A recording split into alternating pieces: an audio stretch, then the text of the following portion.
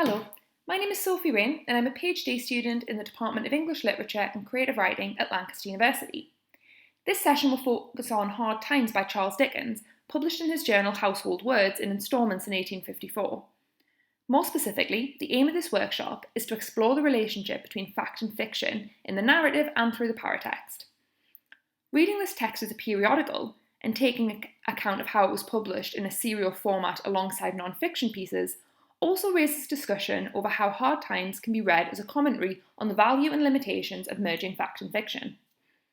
This type of literary analysis is what you may be given the opportunity to do if you decide to study English literature at university. My own research in English periodicals reveals how Victorian texts were influenced by the articles in the press, and a contextual-based analysis of these texts is therefore crucial in analysing them. Many social reform novels assured readers of their credibility by referencing facts and by adopting the tone and writing style of journalism. This session will consist of me guiding you through my own and others' interpretations of Hard Times. At intervals, you'll be able to pause the recording and reflect on some questions independently. Before we begin to look at the text in 19th century journalism, it is important to consider how we view fact and fiction in the forms of journalism and in imaginative literature. Consider these following questions. Do you believe that writers of social reform novels like Dickens have a duty to present the world accurately? Can fiction play a role in social reform, and if so, what role? Can radical sentiments and political action be generated by hard facts, or do they require emotions? Think about an area today where people are pressing for social reform. Look at newspaper, television, social media reports on this issue. How do they use facts, subjective opinions, personal stories, emotional expressions to press for social change? Take some time to think about this now. Move on to the next slide when you're ready. Non-fiction often found its way into many social reform novels in the 19th century through clear references to current events, footnotes, or direct address to the reader. Many critics of Hard Times, however, felt the text's journalism-style instruction had no place in a work of fiction. One critic stated that, "It is 1,000 pities that Mr. Dickens does not confine himself to amusing his readers, instead of wandering out of his depth in trying to instruct them. The one, no man can do better, the other, few men can do worse." However, Dickens the entertainer and Dickens the journalist cannot be viewed separately, especially when Dickens is writing of relevant topical issues. Household Words was a journal edited by Charles Dickens in the 1850s. The journal provided entertaining pieces as well as informative articles on social and political issues. As Anne Lawley points out, none of the abuses decried in Household Words, none of the reforms advocated, none of the conditions criticised were first brought to public attention by Household Words. But the popular, readable discussion of these matters in Dickens' widely read periodical brought them attention that their sober presentation in specialised journals and upper-class journals did not give them. Making these important issues accessible to a general readership, many of whom did not read social or political texts, was part of this mission of socially aware periodicals. The presentation of government corruption and social injustice often finds its way into the entertainment section. Dickens' social agenda did not begin with Hard Times, but the intersection between fact and fiction, entertainment and journalism, becomes very significant in the text. In the first instalment of Household Words, Dickens explains how the journal will be interested with fancy, romance, and imagination. By fancy, Dickens refers to fantasy or imaginative writing. Dickens wrote that fancy allows him to perceive relations in things which are not apparent generally. The fanciful elements of Hard Times, achieved through imaginative prose, are based upon the realities of the factory. Conversely, the press reportage on factory conditions often used poems or creative language to appeal to the sympathy of its readership, revealing how fiction and non-fiction were not always easily separated. This type of reporting can be seen in the article Ground in the Mill, which accompanied the April 22nd issue of Hard Times in Household Words and details the types of accidents that can occur in the factory. Take some time to read this now, pausing the recording and moving on to the next slide when you're ready. Now you've read through the extract, take some time to complete these following questions. How does this type of journalism differ from what you may typically expect in a newspaper today? What does this reveal about the Victorian press? And how does the use of imaginative writing in the article bolster or undermine its main message? So pause the recording and take some time to go through this now. Press play when you're ready to continue. So this is perhaps quite different to what we would expect today, as the articles we tend to read are more measured and less biased. This style of writing was typical for an article at this time, which blended the facts of the case with hyperbolic and creative language. The use of imaginative writing helps to reinforce the image of the poor factory worker, which was at the forefront of the Victorian imagination. Though this is based on factual evidence, elements of this article are exaggerated, such as the death count. For example, there were 12 fatal injuries, not 12,000, as Dickens says. Harriet Martineau exposed this in The Factory Controversy, a warning against meddling legislation, in 1855, which condemned Dickens' use of exaggeration and accused him of interfering in labour relations which he had no understanding of. This hyperbole undermines the real issues facing factory workers and delegitimises accusations of harm in the factory. While this would perhaps draw the reader's attention to malpractice, the sensational way the accidents are described is more voyeuristic than educational. Though these social reform articles were written in a creative manner, many other articles appeared alongside Hard Times were founded strictly in fact. As Leigh argues of these scientific and facts-based pieces, we know the novel was partly meant to satire and ridicule spurious learning of this kind, yet the editor allowed his own contributors to act like Gradgrind and Child in pouring imperial gallons of facts into their readers. Hard Times shows how fact and fiction both can have an important role in social reform. This is shown through Coketown itself and through the format of the periodical and the articles it was released alongside. Dickens uses Gradgrindian philosophy as a way to address the criticism he and his team of writers faced when publishing household words. Facts, logic, and rationality play important roles in the text, and they form the basis of what is termed Gradgrindian philosophy. Thomas Gradgrind makes it his mission to eliminate imagination and fancy, as he feels they are not useful and do not make for a prosperous future in the way that a solid education in facts will.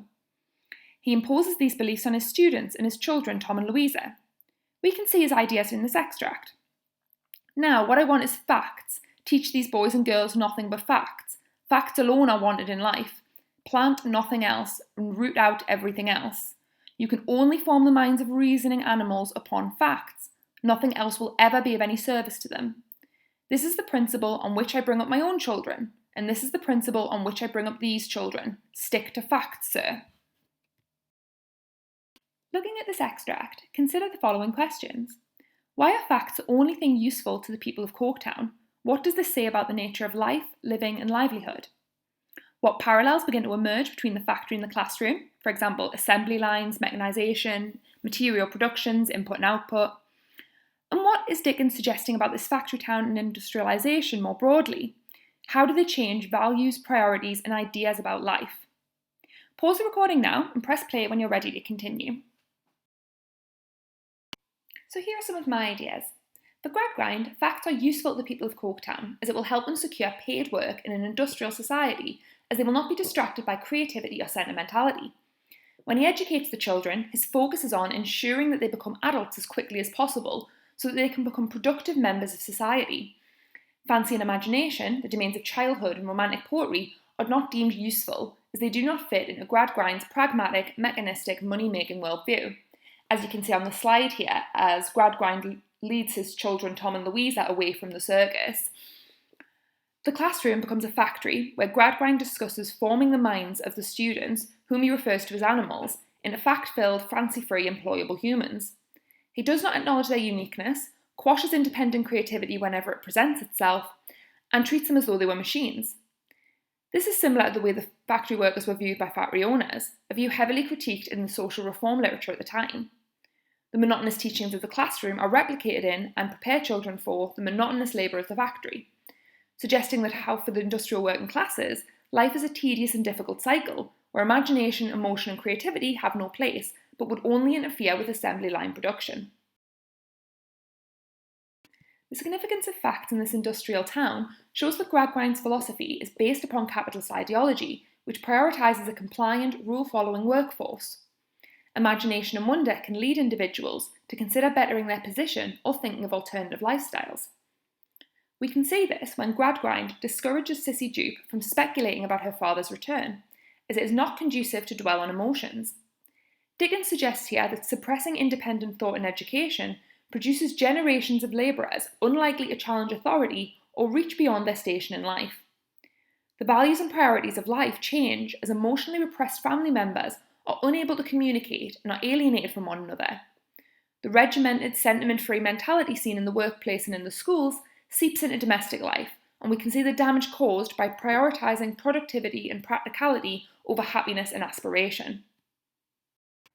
Though appearing to be a town founded on facts, Coketown is, in actuality, maintained through a series of fictions or mistruths. So take some time to pause and reflect. Identify and write down examples of all the lies that exist in Coketown. Pause the recording and press play when you're ready to continue. Here are some of the examples that you might have written down. All individuals have equal opportunities. Most labourers are content to have work and be happy with their situation. Bounderby is a self-made man. And poverty comes from idleness rather than exploitation or low pay.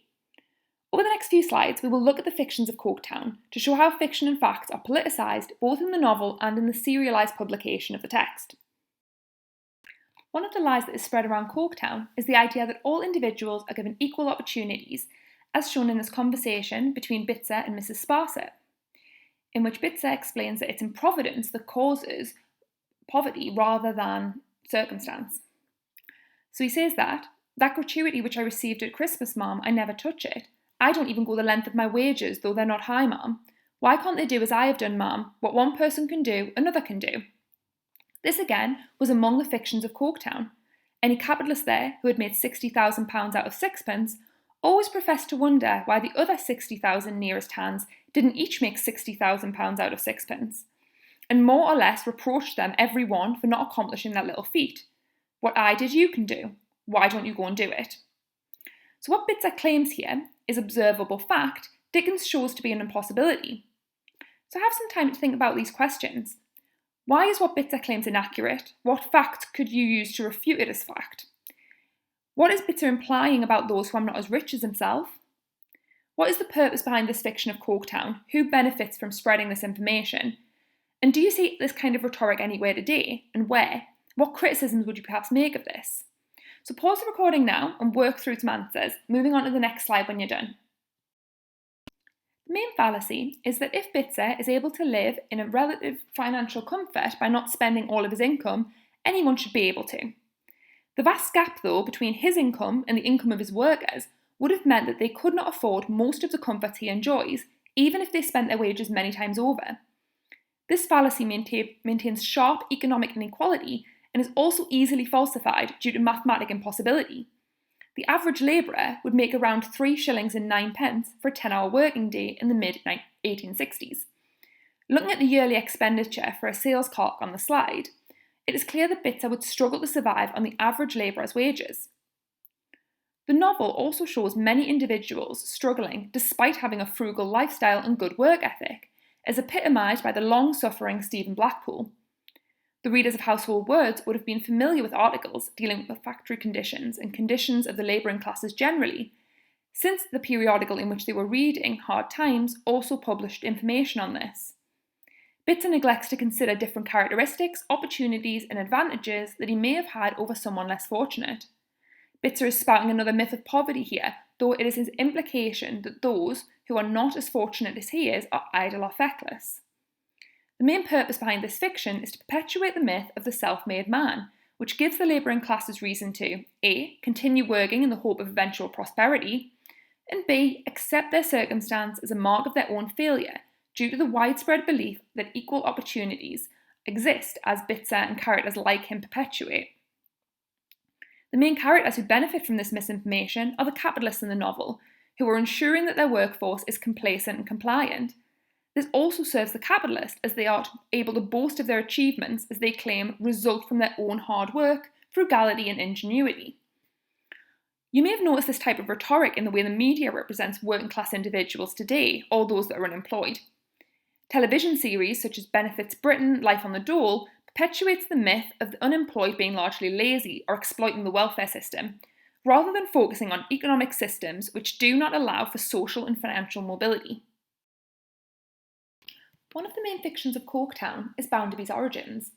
Bounderby frequently discusses that he is a self-made man who was brought up in misery and hardship. This lie is debunked later in the narrative when we hear from his mother that he had a happy and fortunate childhood, much to the embarrassment of Bounderby. So I want you to consider this now. What does Dickens suggest about self-made capitalists in revealing Bounderby's lie about his origins? What other words beginning with self might be used to characterise Bounderby? Bounderby's lie exposes him as a hypocrite who has a wilder imagination than any of the other characters. The lies of Bounderby have been woven into the creation of the town, his ethics embedded in the schools and in factories, which could affect generations to come.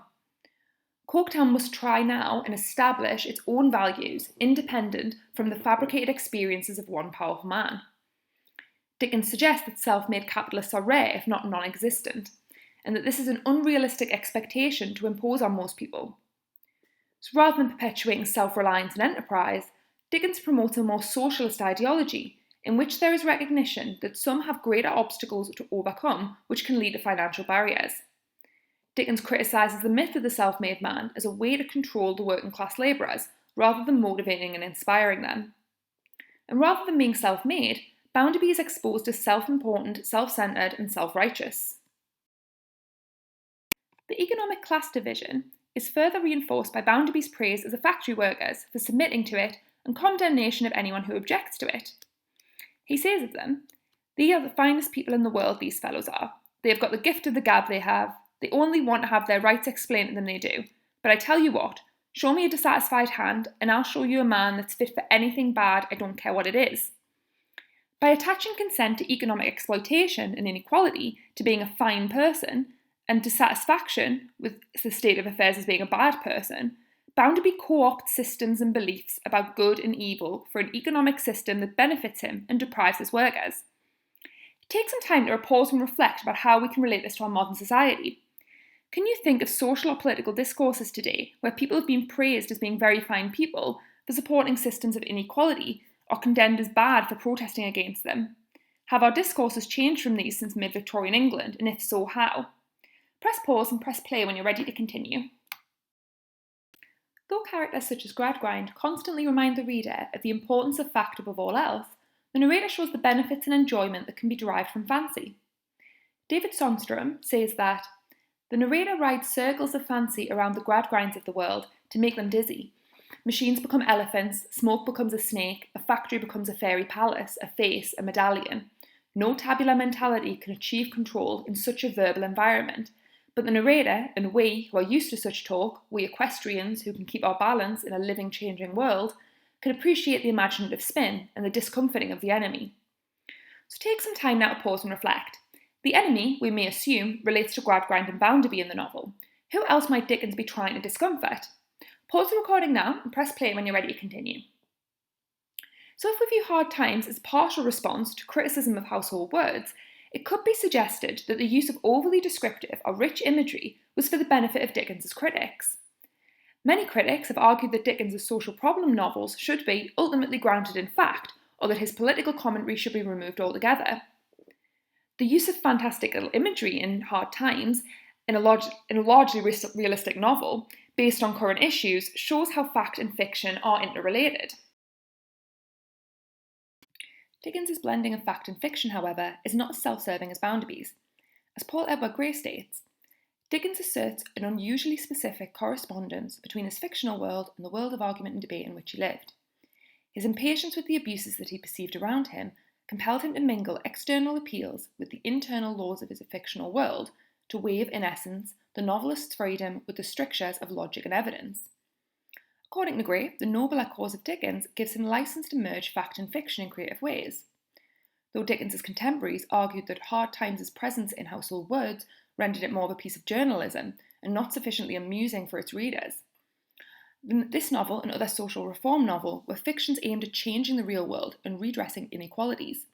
They needed imagination to envision a world that did not exist yet, moral outrage at oppression and sympathy for victims and personal stories and experiences to move readers to see the problems and want to work to bring about change, or at the very least, to accept change. Here are the sources that were used in this session in case you wish to do any further reading. Many thanks for working through this session on fact and fiction, household words and hard times.